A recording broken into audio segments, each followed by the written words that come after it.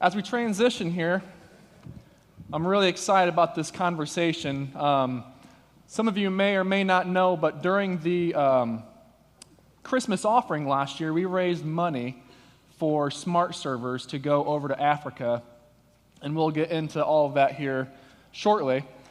But I want to thank you guys again, because through that offering, we had a goal set, and we blew that goal out of the water. And then this is going to be, this conversation will be what the result of what that was. And it's going to be really sweet to hear about. I hope you guys are excited as I am for this. Got enough seats for everybody? This is awesome. This is. Grab a couple microphones here for everybody. Yep. Put one there and maybe one there. We'll see. Yeah. All right, I just want to start out with maybe allowing everyone to introduce yourself. If you had a specific role on the trip, how long you've been at Crossview, some sort of little fun fact there. Let's start with Hal here, we'll start with Hal, and we'll just work our way down. I'm Hal. I think most of you know me, but been at Crossview. Yeah, you don't want to know how long. 1983, actually. But part of the team. I was just there enjoying being with the group, and of course I have a heart for missions, and it was great to be there and see what God is doing and dream about and think about what is potential in the future. My name is Chris Russo, and I've been coming to Crossview since 2021, and I was the one that made sure that nobody got lost on the trip, so I led the team and brought them all back home injury-free. So, yeah. Praise God. Yeah. I am Lou Matriciano. My wife and I have been coming here for about 3 years now, and I was just blessed to be on the trip. I have not done long-term missions or anything before, but it was just a blessing to be, especially with the group, and Chris did a bang-up job coordinating everything. I'm Kathy Souter, and it's very appropriate. This is where I sat on the trip all the time. I was in the middle. I've been going to Crossview since we got married, and that was 50 years ago. So been here a long time. Jerry Souter, and just kind of followed Chris wherever we wanted to go. But it was a blessing to be as a couple to go on the trip, and so been here a long time, before 50 years. Yeah, Gary Friesen, and we've been coming here about 8 years. And I've been to Africa many times, but never to Southern Africa. So this is my first time to Zimbabwe. And I'm the director of Innovative Education International, and we're the ones that make the SmartBoxes. And so it's a really wonderful time to take a bunch of smart servers over there and see them really being appreciated. I'm Ken Kimball. We've been here at Crossview for about 16 years. And I was just part of the team. I'd never been to Africa before, so it was great to see Gary and Chris in their element and see what God's doing. Very good. Chris, can you describe how this trip came about, where the idea came from, how you formulated it, and just kind of walk us through how this trip came together? For sure. So it actually takes us back to the first Sunday that Brooke and I walked through the doors here. So I grew up in Zimbabwe. That's where I was born and raised. And the very first Sunday that we even visited Crossview, Crossview did a report on Pastor Lucky, who is a Zimbabwean pastor who ACPI had helped plant a church with. And so that solidified of, okay, this is where we need to be.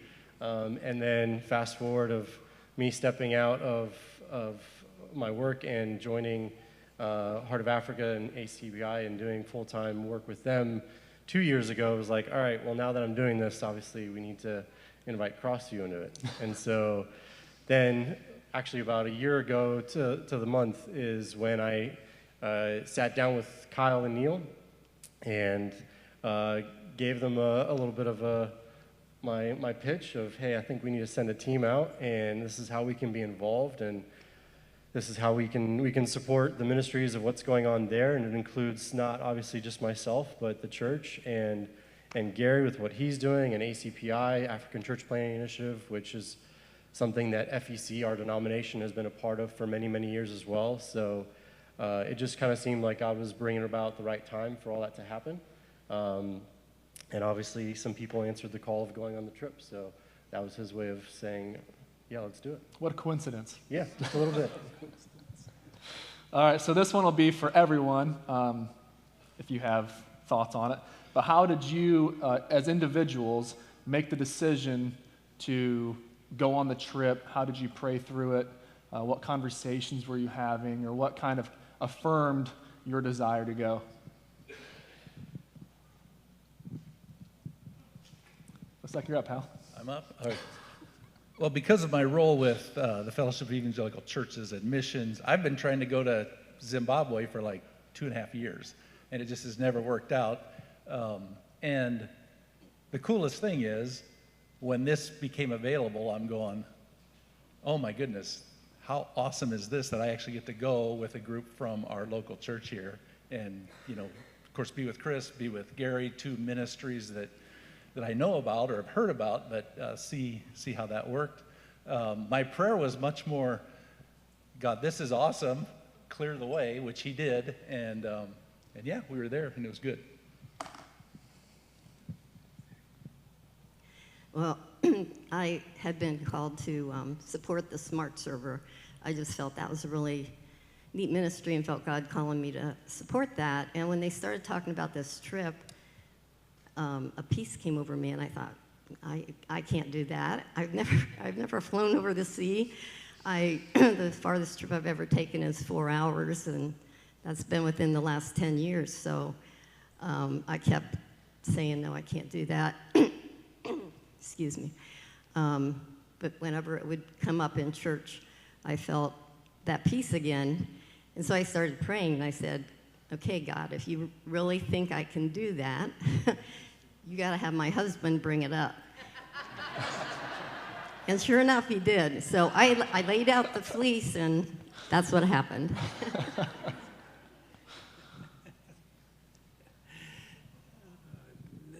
Jerry, you got to say something.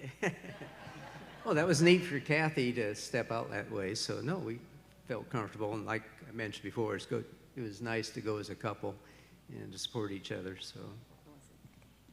And one of my lifelong dreams was to go on a missions trip with Jerry. So that was fulfilled, too.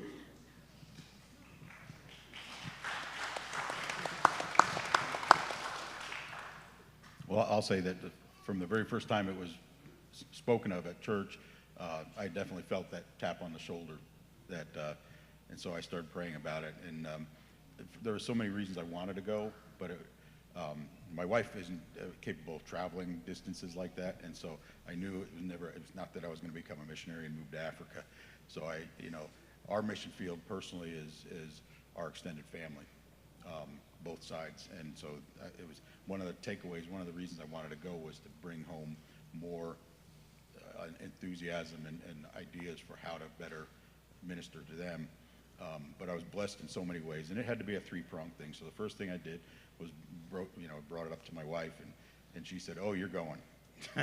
So I said, "Okay, I'm thinking about it," and I started looking at some things, and then I realized I had no vacation left at work that wasn't committed already, so went and talked to my boss and said, "Hey, I want to go on a mission trip for 2.5 weeks to Africa," and I said, "I'm willing to do it without just don't pay me for 2 weeks," and they took care of me. They still paid me and just said go.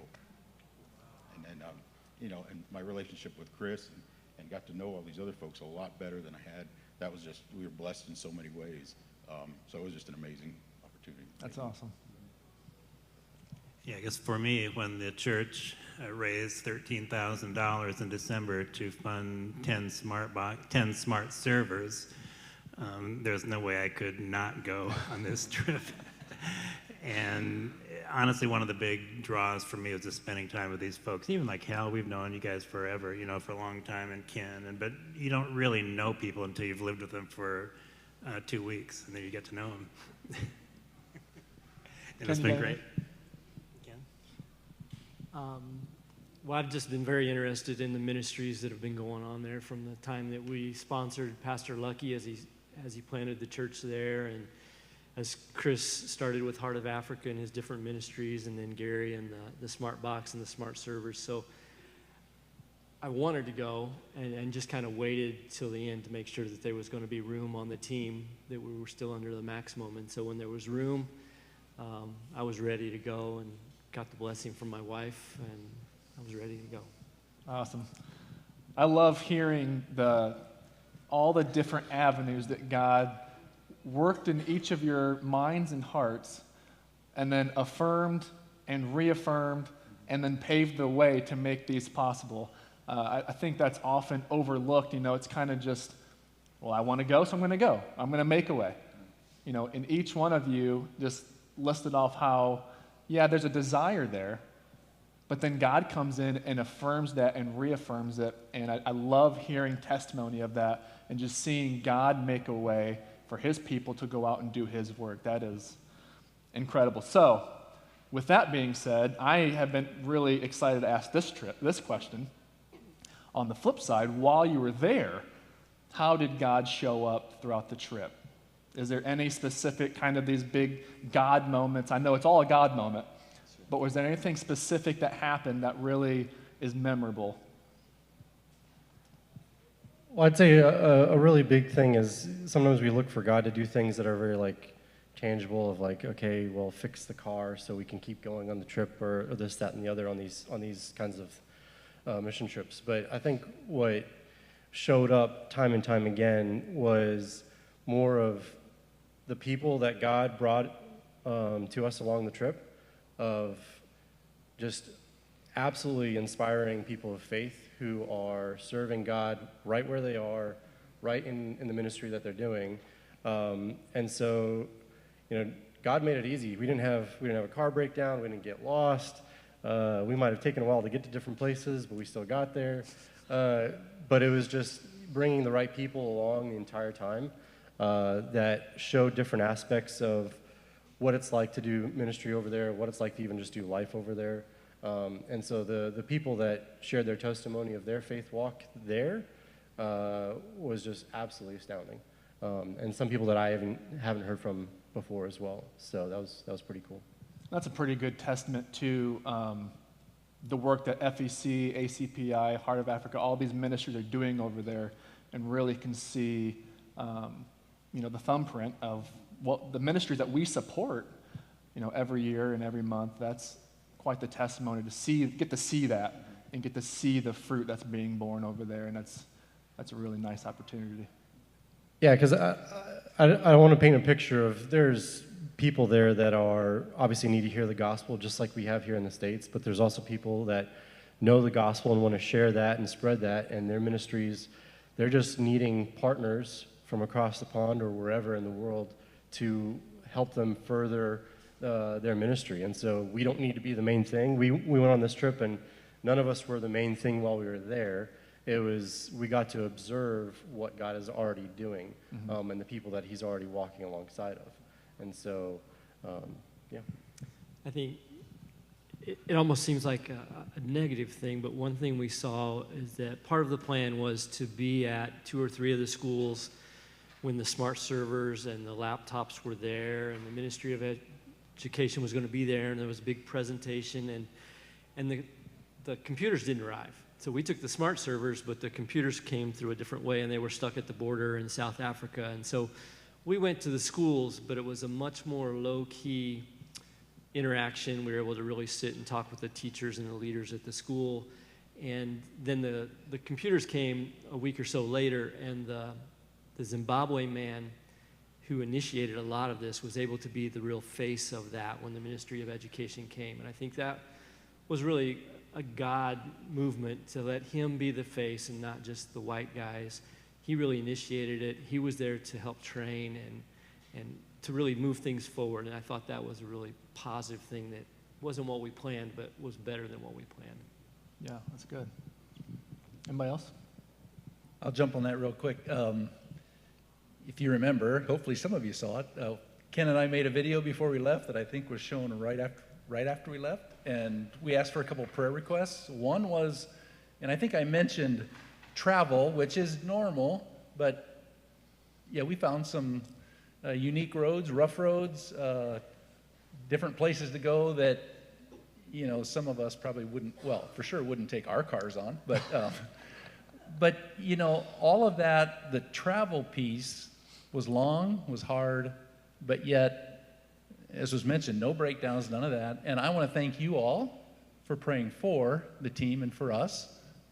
We had wonderful drivers, and matter of fact, a couple of them are sitting right back over here, Chris's parents, who are here, that was a God thing that not only Chris, having grown up there, but his parents, Dave and Sue, who are here with us right now, obviously are from there, and they were, along with Chris's Uncle Mark, they were our drivers, which was huge in terms of knowing where we were going, getting there, knowing how to drive on the roads and all those kind of things.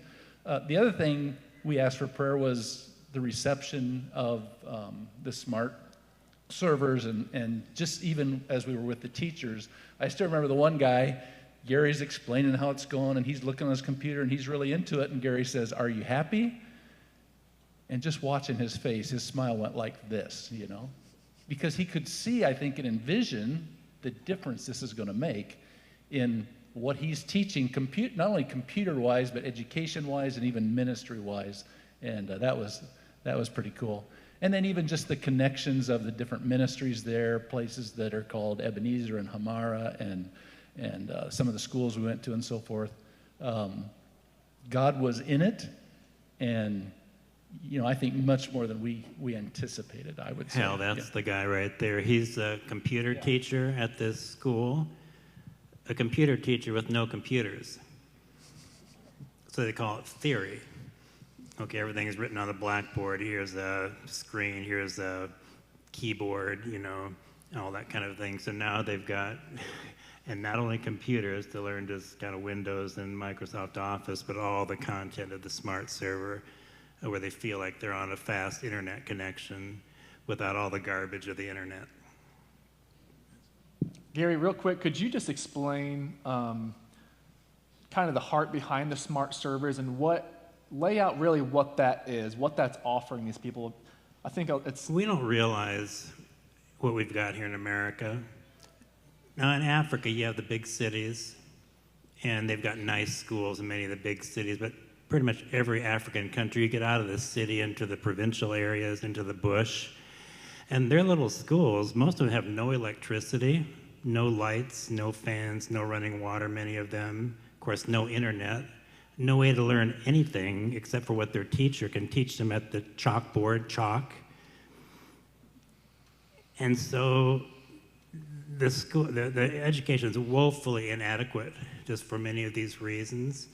So for us to bring a smart box, which is essentially, that's the brain right there. You see in that little box with a server and a 16-hour battery and a router that can send out all this content that's on that little box. So 1 terabyte of content, Wikipedia, Khan Academy, the great books of the world, phonics, all this stuff. You can learn pretty much anything on it.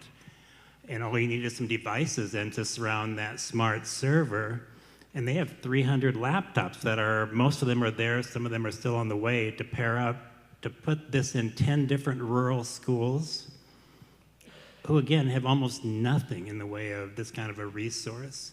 So, yeah, so we focused on Liberia initially, and we're still, that's kind of where my heart is, where we've got a team of 15 Liberians, but then other countries have been finding out about the smart box, the smart server, and so we're in 24 countries now. Just little by little, word is getting out, and it's making a difference for these students. They can learn about anything, computer programming, medical stuff. It's all on the smart server.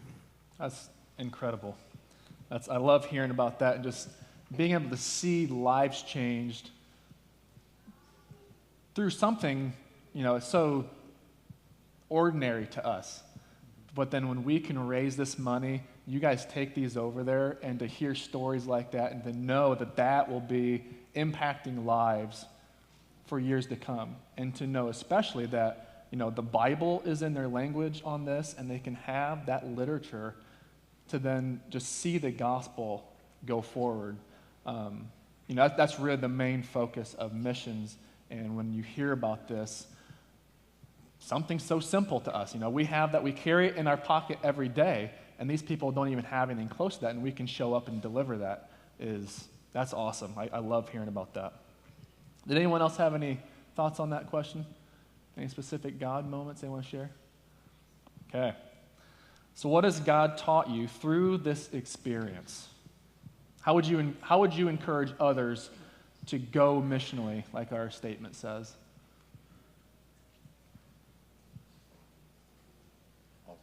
I'll say something. I think one of the ways I was moved most there was just the sheer gratitude of the people that we were in contact with, and it really brought me to Matthew 5:8. Blessed are the pure in heart, for they shall see God.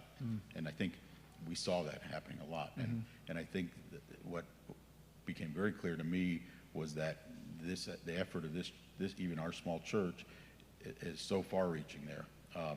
And it's not just throwing darts, at a wall. It's highly organized. It's highly put together. We met the Cunningham family that are involved with the Ebenezer Project, and then Gary was able to find a connect with some of her family that is doing a complementary project that will work well with the Smart Server, and it was just amazing, and the passion they had. And I had asked, we met a couple named Joel and Kim, and I asked Kim, because she spoke so eloquently, and how old are you? She said 26. And I had to think about the things we deal with at 26 and the things they're dealing with, and it's just, they're in a whole different realm. So very powerful, and it was what kept coming home to me was that if this type of thing doesn't happen, the world will get them. And here, this very thing that's so powerful, is also very dangerous. Absolutely. So the fact that the smart box and the servers and the laptops are controlled content is amazing, and just some of the responses that I saw were just incredible. Yeah. Thinking about that, and even how what you said with the gratefulness and how thankful they are, when you come back here, does that change your worship, or does that change kind of your outlook on things when you come and, that stuff is so mundane to us. Even our Bibles can become mundane. Some of us have collections of Bibles, and some people have Bibles that just collect dust. But to these people, when they get resources like that, it is life-changing.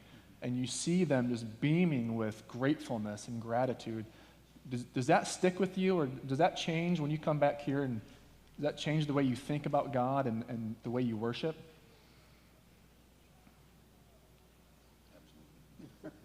Yes. Well, I wanted to follow up with what Lou was saying, because we met 3 generations of the Cunningham family. And we met the dad and the son who ran the feed mill. We got to tour. That was pretty interesting. And then his son and his daughter-in-law. And I was just really taken back by this family and how committed they were to the Lord. And they spent their life just serving the bush people and trying to help them make better lives for themselves and to lead them to Jesus. And I just saw how they did it with excellence. It wasn't, every one of them did everything they did with excellence. It was amazing to me. The dad, at his home, we had been out on the road a long time. Everybody was anxious to text our kids back home. And we got there, and I asked him if we could have the internet password and to get on the internet, to get on to text, and he said, after we sing and have devotions. So it was just really neat. Priorities. Yeah, priorities. This family had priorities, and they did everything with excellence. That's great. Okay, so one last question here before you wrap up. What has God taught you through this experience? I just read that, didn't I? Yeah. So, beyond that, what has this changed? I know we have varying experience with missions here, but what was your view, maybe for you guys that haven't been on the mission field, what was your view before you went on this trip of missions, and how did this trip either affirm that or maybe change how your outlook was on missions? Well, we were blessed to be with professional people that's been on the mission field, and that was just humbling to tag along and learn about their ministry efforts. But one thing I learned was a little highlight on what hospitality could be. We kind of barged into this one school out in the middle of nowhere, and they were getting ready they were preparing for the day ahead. I think school was starting, and they were all dressed up, suit and tie, and the ladies were just spiffy, and we interrupted them, and but he shared something. Thanks for blessing us. A home that has visitors is blessed. So just a different takeaway. And another hospitality thing, a lot of you are real good with hospitality, but if you butcher a chicken in front of your guest, that's right at the top. So you might want to consider that as a hospitality treat. So we had that honor to have a chicken butchered in front of us. And Nellie, you got that? We'll take note of that. Well, not only butcher it, but then cook it up and we ate it. Right, it took a while. We were there about 2.5 hours waiting for dinner, but sitting outside under the stars, and so that was quite the cultural experience. Anybody else? All right, Chris, if you would close us out. Ken's got something? Well, I would just say, for you guys, as you think about, would you participate in something like this in the future? I think just ministry is about relationship. Our relationship with the Lord, our relationship with other people, and just seeing them. And knowing when you go to different cultures, things can seem exotic, but they're people just like us. And being able to meet people in Africa, whether they're, people leading the ministries like the Cunninghams, or the counselor who worked at the training center who had kind of left his job and was there doing discipleship with young students, to some of the students themselves. When you get face to face and just realize that some of the issues I deal with and the issues they deal with are very similar, that helps us to see that ministry is just different locations, and some things change, but you don't have to be incredibly gifted or have a master's in divinity. You just need to know the Lord and love people and sit down and talk to them. And so I just encourage you, as opportunities like this come up, in the same way that we've done it with the Bass students, having them here. Many families have gone to Bass Country to meet their families. It's building those relationships. So whether it's Bass students, African ministries, the Haya Jadida people that are going to be here next week that are doing ministry in Toledo, just take advantage of those opportunities, build some relationships, and see if you don't have some gift that the Lord's given you or some resource that you can bless them with and grow in that. Absolutely. Can I just say a couple things? The one thing that it really changed me in that it gave me renewed hope that God is really doing something and that things can change. And you think about certain places in the world, much of the world, think about Haiti, and you go, can that place ever thrive?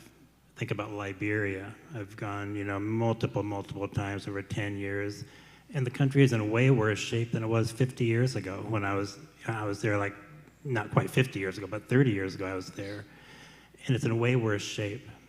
And what I saw on this trip, like with the Cunningham family, the Ebenezer, training young people in farming, with a farming app on cell phones that they're hoping, this Hamara group, the Cunningham family, they're hoping will go viral all over Africa, helping people learn how to farm in God's way to actually sustain themselves. And there's real hope. And I saw hope that things can be really, really different, and not just spiritually. We know God is working in individual lives, but economically, it's pretty amazing. And the connections. You think about the analogy of a tapestry. God being the master quilt maker, making a tapestry, and you look at the one side, it seems like a bunch of tangled pieces, but on the other side, you flip it over, and there's an amazing picture. And the tapestry that's happening right here in our little church, ACPI, IEI, SmartBox, and then the Ebenezer program, and pastors that we've met over there, and all of this coming together. I want to show a couple of pictures. It's amazing to me what God is doing. In Zimbabwe, every roof almost has a solar hot water heater. It's not solar electricity, it's just solar heat. And so I came back and I thought, why don't we have any of those in Liberia? I've not seen a one in the entire country. Guess what? So we have some money in our account, so I connected with the Shadrach, our leader. He found a couple places, vendors in Monrovia. We've got a solar hot water heater, a 100-gallon hot water heater on our Samuel Morris Center right now. Is finished last week. So when we schedule our next team to Liberia, you'll have warm showers. And maybe even hot showers if it's a hot, sunny day, okay? The other thing is I saw the Farming God's Way, which has been in place. I mean, it started 40 years ago. A tobacco farmer, Christian guy, that I read the story recently, and his daughter, maybe in high school, she gets a cigarette pack and goes, "Dad, why are we raising tobacco? It's killing people." The Surgeon General's warning. And the guy was convicted. He destroyed his tobacco crop and began to change kind of what he was thinking and doing, and started this whole Farming God's Way project. That was in the 80s.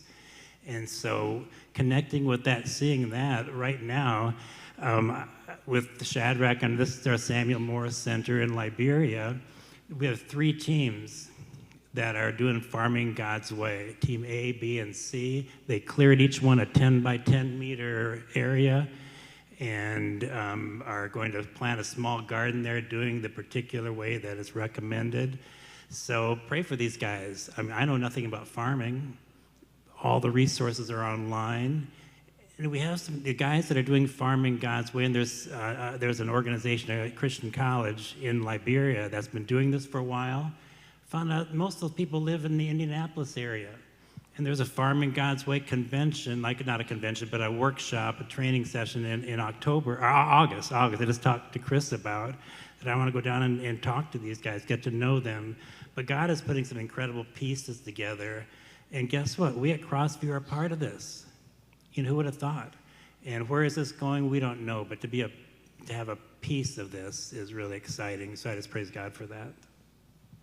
Yeah, that's great. I love hearing stuff like that, and to know that we can be a support in that, and even in sending you guys, and just the fact that we can all link arms and really make a difference far away from little Grabill. So that's awesome. Chris, I'm going to toss it to you if you'd like to close us out, and then we'll end in prayer.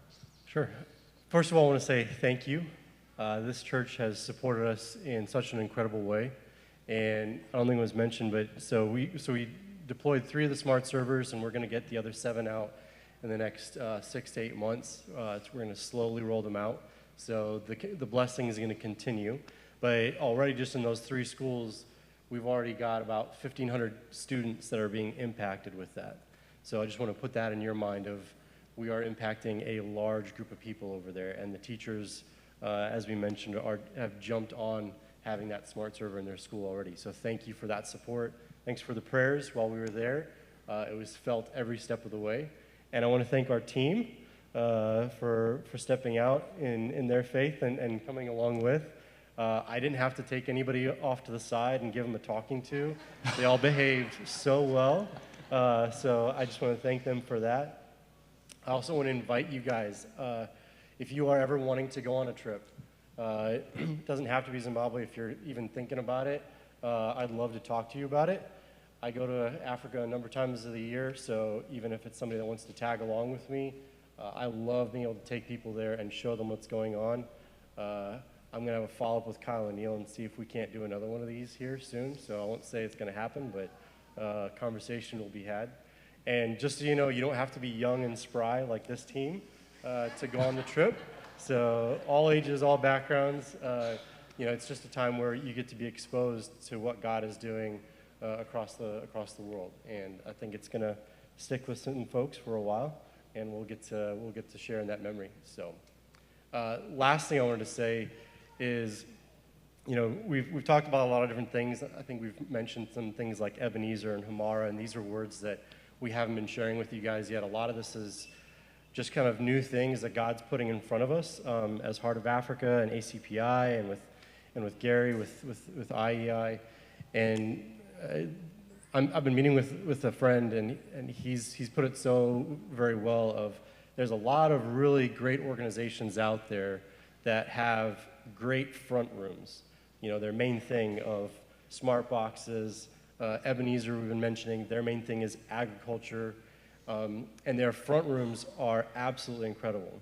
But what he's starting to do and what's going on is he's bringing people together where their back rooms, so the things that they need to support their front room, they don't have an answer for yet. But he's bringing those people together. So Gary's team in Liberia, their front room is SmartBoxes, but they need a little bit of agriculture in their back room to keep things going. And now he's made that connection. And with ACPI, the Church Planting Initiative, it's the same thing. The pastors are going out and planting churches, and they're ministering to their communities. But now the back room of needing to be able to self-support themselves is being provided for of agriculture. And so it's just been really incredible over the past year to just kind of see all these things come together. And we've said it a number of times this morning already, but we really are a part of something a lot bigger than just itty-bitty Grabill. There is something much, much bigger going on, and I want to invite you into that. I want to ask that you to engage with that, because I think that really changed just our outlook on how we go out in our jobs, how we go out to the grocery store or to the gas station, just how we do life when we can start thinking about that bigger picture, because God does have that tapestry in mind, and he's weaving it together. So if we can broaden our view, I think you'd be amazed on what's going on in and around us. So, yeah. I love it. Would you pray to close us out, brother? Heavenly Father, I want to thank you so much for this morning, where we can celebrate the things that you are doing, to look back and reflect on how you are at work in our own individual lives, and how you have called us out and to go on a short-term mission trip, or to be part of VBS, or the many different things that our church gets to be a part of. And I want to thank you for how you take care of every step, and you do it for our good and ultimately for your purpose and your will, and that your name would be glorified. And so we want to thank you for being that awesome God, a God that is all-knowing and has a plan, and we can rest in the fact that we don't have to have it figured out, but you have it already planned and ahead of us. So I want to thank you. I want to thank you for our church and just the opportunity to be here this morning. It's in your name we pray, Lord. Amen. Thanks, guys. Would you guys give these guys a round of applause and their faithfulness?